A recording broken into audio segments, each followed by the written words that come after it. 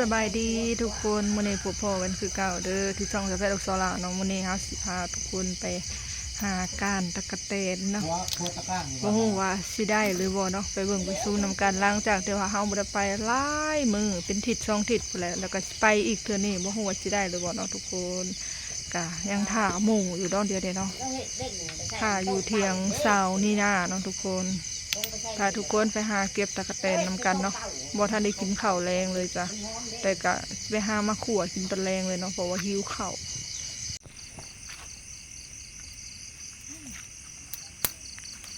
นี่ฮักกระเพาะทุกคนเอ้ยถ่าหมูมาเผื่อหมูสิมากับลายนาทีเติมเนาะเฮามาเลาะถ่าเฮาได้อยู่ประมาณ2-3 โตนี่แหละเฮาสิไปจุดโตที่มันมีเนาะจุดบอนที่มันลายโลดอันนี้แถวนี้ฮะมันเป็นไร่อ้อยเก่ามันบ่ค่อยมีวะมาทุกคนมาหาการนำกันเนาะก็สิไปกันหลายคนอยู่นี่ทางก็ยากโอ้ทางเป็นโศกเป็นเหววัดขี่รถมาเอาบัวมื้อนั้นยังธรรมดามามื้อนี้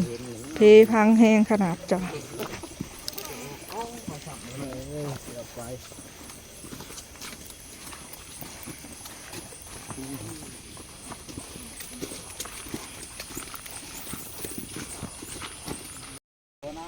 เสียงน้ำโตนอ้าเพื่อที่พ่อโตหนึ่งเนาะมือง่ายเลยมือนี้คือสิบ่ได้เสมอนั่นดอกทุกคนโอ้ยเนาะ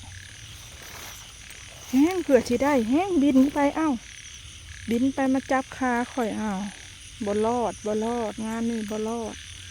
คือแบบเผื่อที่พ่อตัวหนึ่งบ่ง่ายเลยทุกคนเฮามาหากับหมูเฮามันนั่นคือแบบว่ามานเนาะได้หลายแบ่งให้พ่อค่ะครึ่งหนึ่งบักหลายหนึ่งแบ่งกินเองอีกมามื้อนี้แบบจ้างมันเป็นอะไรเนาะมื้อนี้มันคือบ่ค่อยมานเนาะสนิทจะม้อยอยู่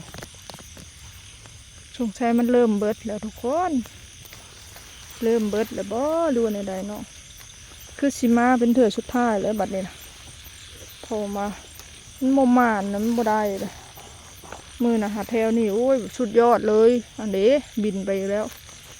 นี่แต่ตัวใหญ่ๆเวลานะนี่แหละบ่ค่อยเห็น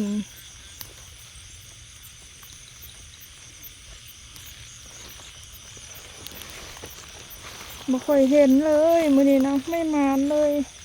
อันนี้ก็บ่ฮู้ว่าแมงเอียงนี่คือมีแต่ลุดมือเถอะวะ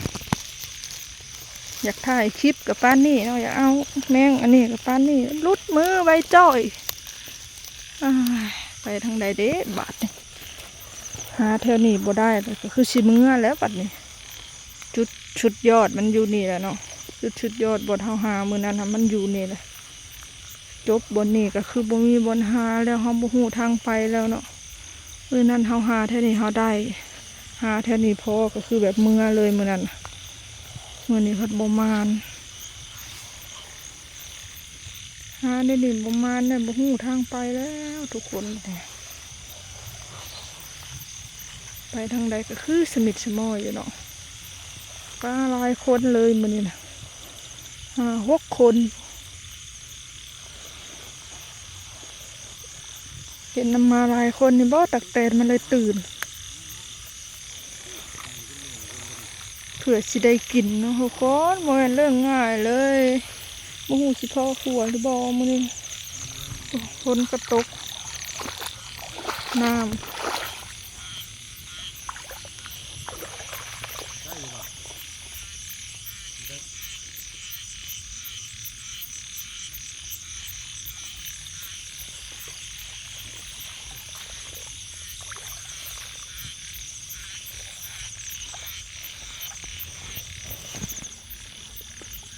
โตน้อยครับ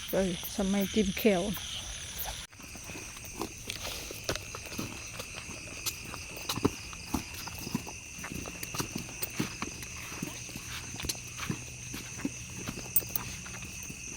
แต่นี่ในหลายห้อยบ่มีคือตั้งโรงงานเนาะเครื่องพวกเครื่องเครื่องไม่ต้อง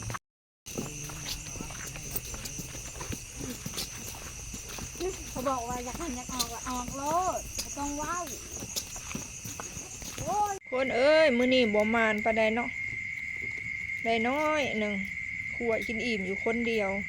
ไปหลายคนน่ะก็มันเริ่มห่วงเลยเนาะเริ่มบ่มีเลยนะได้บ่หลายเลยมื้อนี้นะเฮามาเฮาก็สิมาขวดกินตอนดึกเลยเนาะเพราะหิวข้าวยังบ่ได้กินข้าวแรงไปยามใดก็บ่ได้กินข้าวแรงก่อนได้จึงไป มันบ่มีแนวกิน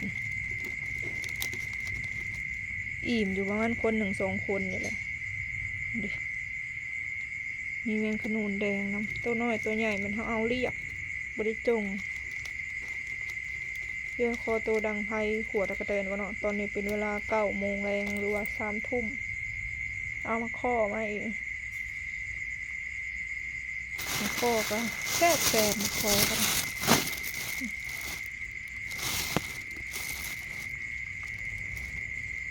เอาแล้วเนาะทุกคนเฮาหาตักแตนบ่ได้เมื่อคืนนี้ได้หน่อยเดียวมื้อนี้เฮามาตลาดแรงต่อสบายดีทุกคนมื้อนี้มาเลาะตลาดเซโนเนาะมาเบิ่งแมงดาบ่มีเนาะแมงดามาเบิ่งแมงดาบ่มีแมงดาอีกแล้วทุกคนอยากแต่เนาะแมงดาเนาะมันบ่แม่นยามมันมื้อนั้นข่อยก็มาเลาะเบิ่งแมงดาก็บ่มีละหัวก็บ่มีแต่มื้อนี้ข่อยได้ละหัวทุกคนมีเจ้าเดียวละหัวก็ได้เนาะพอดีข่อยเอาเบิดเลยละหัว วัดอาหาร กระดูกโผล่ทุกคน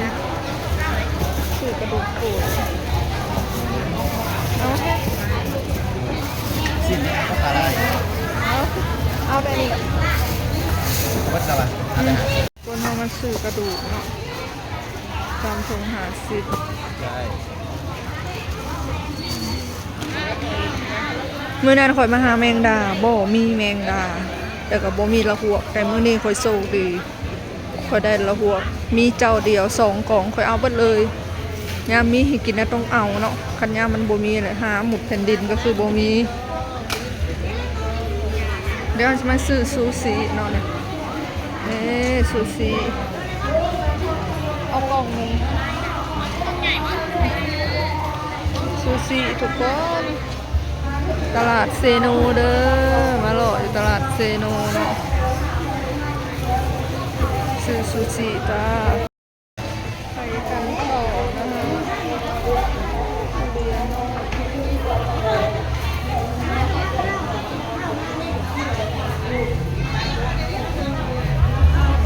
เท่าใดนี่ต้นนี้มาถามเมืองบางทุเรียนเนาะทุกคน